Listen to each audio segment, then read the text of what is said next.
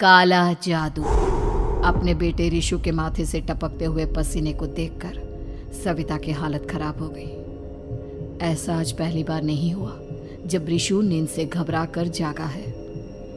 हाय मेरा बच्चा, न जाने किसकी नजर लग गई है तुझे।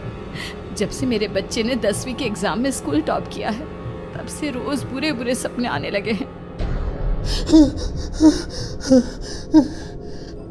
हाँ माँ, मैंने आज फिर से एक काले साए को देखा। वो यहीं मेरी आंखों के सामने खड़ा था। माँ मुझे बचा लो माँ। वो मुझसे कह रहा था कि मुझसे बदला लेगा। माँ कहीं ये प्रशांत। चुप कर, कैसी बात कर रहा है? दोबारा उसका नाम मत लेना। तुझे पता है ना, उस प्रशांत ने आत्महत्या कर ली, तो बार बार उसका नाम मत लिया कर। मम्मी, क्या सच में प्रशांत ने आत्महत्या की थी? चुप कर, बहुत सवाल पूछता है आजकल। और फिर रात के वक्त सविता के पूरे घर में एक अजीब सा काला धुआं छाने लगा। गहरी नींद में सोई सविता की जैसे ही आंख खुली उसका दम घुटने लगा। वो दौड़कर रिशु के रूम की तरफ गई जहां उसके दरवाजे पर घूमती एक काली परछाई देख वो बुरी तरह से घबरा गई। कौन है वहाँ? कौन है? सामने आओ। ये मैं हूँ, तुम्हारी काली करतूत।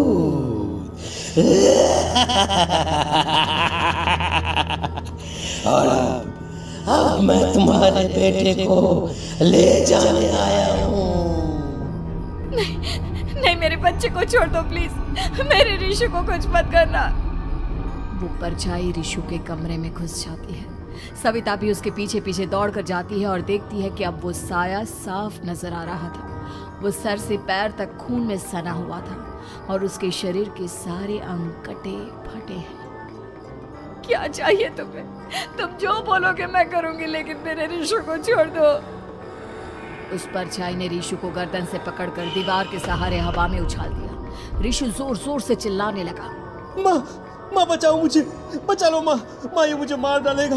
माँ मुझे बचा लो माँ। नहीं ऐसा मत करो। मुझे मार दो लेकिन मेरे बच्चे को छोड़ दो। मैं तुम्हारे आगे हाथ जोड़ती हूँ। वो परछाई रिशु को जमीन पर गिरा देती है और अचानक वहां से गायब हो जाती है। रिशु, मेरा बच्चा, तू ठीक तो है ना? कुछ बोल बेटा, क्या हुआ है तुझे? मैं ठीक हूँ माँ। क्या हुआ था यहाँ पर?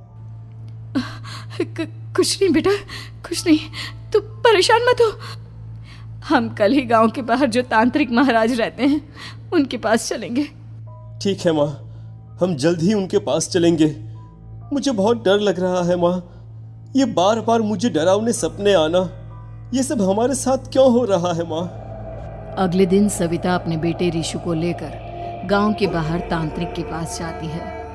जिस जगह पर तांत्रिक रहा करता था वो जगह बहुत डरावनी थी। चारों तरफ कंकाल और खूब भूतियां नजर आ रही थी। गांव से दूर वीराने में उस जगह पर जोर से आंधी चल रही थी। रिशु ने डर कर अपनी माँ का हाथ पकड़ लिया। माँ मुझे बहुत डर लग रहा है। ये कैसी जगह है? देख बेटा, हमारे साथ जो कुछ भी हो रहा है उसका इलाज सिर्फ और सिर्फ ये तांत्रिक महाराज ही बता सकते हैं। अब यही है जो हमें प्रॉब्लम से बाहर निकाल सकते हैं।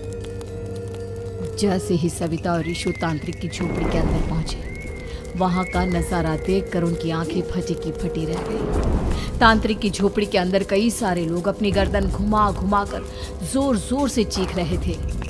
कौन हो तुम और यहाँ क्यों आई हो? महाराज, मेरे बेटे को कुछ दिनों से एक डरावनी काली परछाई नजर आती है और कल रात उसने मेरे बेटे पर हमला भी कर दिया।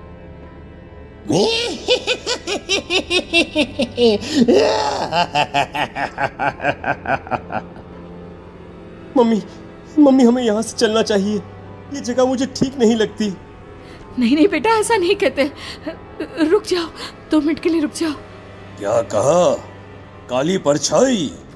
तुम्हारे बेटे पर किसी काली परछाई ने हमला किया?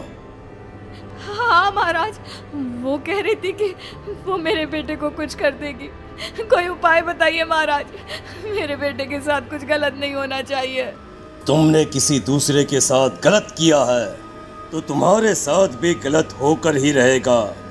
तुमने किसी की जान ली है, किसी को मार डाला है तुमने। नहीं महाराज, मैंने ऐसा कुछ नहीं किया। मैंने किसी की जान नहीं ली। मुझे कोई उपाय बताइए। लगता है तुम इतनी आसानी से नहीं मानोगी। मैं तुम्हें अभी उस काली परछाई से मिलवा देता हूँ और वही सारा सच तुम्हारे सामने लेकर आएगा। सविता और ऋषु ने डर के मारे अपनी आंखें बंद कर ली। तभी अचानक तांत्रिक की झोपड़ी में अजीबोगरीब आवाजें गूंजने लगी। सविता और ऋषु बुरी तरह से कांप रहे थे। आंखें खोलो और अपने सामने देखो। क्या यही है वो जिससे तुम कल रात को मिली थी? बताओ मुझे। हाँ, इसने कल रात मेरे बेटे के ऊपर हमला किया था। ये उसी लड़के की भटकती हुई आत्मा है जिसे कुछ दिन पहले तुमने मार डाला था। मम्मी ये महाराज क्या कह रहे हैं? क्या सच में आपने किसी की जान ली है, किसी को मार डाला है? अगर हाँ तो बताइए ना मम्मी, किसको मारा है आपने? किसको? तुम्हारी माँ इतनी आसानी से सच नहीं बताएगी बेटा। इसने एक बच्चे की जान ली है। कहीं उसका नाम प्रशांत तो नहीं महाराज? वो मेरा दोस्त है, मेरा मतलब मेरा पड़ोसी है। सही पहचाना। देखा सविता, तुम्हारा खुद का बेटा भी जानता है कि तुमने किसी के प्राणों की बलि चढ़ा दी और इसीलिए अब उसकी बुरी आत्मा तुम्हारे घर में भटकती है। मुझे माफ कर दीजिए महाराज, मुझसे बहुत बड़ी गलती हो गई। प्रशांत हमारे पड़ोसी का बेटा था। हर बार उसके नंबर मेरे बेटे से ज्यादा आते थे और इसलिए मैंने उसके कमरे के बाहर काला जादू किया था, पर मुझे नहीं पता था कि वो मर जाएगा। तुम्हारे उसी काले जादू वाली गुड़िया के अंदर एक बुरी आत्मा थी जिसने उस बच्चे के दिमाग पर बुरा असर कर दिया और उसी की वजह से उस लड़के ने अपनी बालकनी से कूदकर आत्महत्या कर ली। इसकी वजह सिर्फ और सिर्फ तुम हो, तुम। नहीं महाराज, जो कुछ भी हुआ मुझे नहीं पता था कि प्रशांत अपनी जान दे देगा।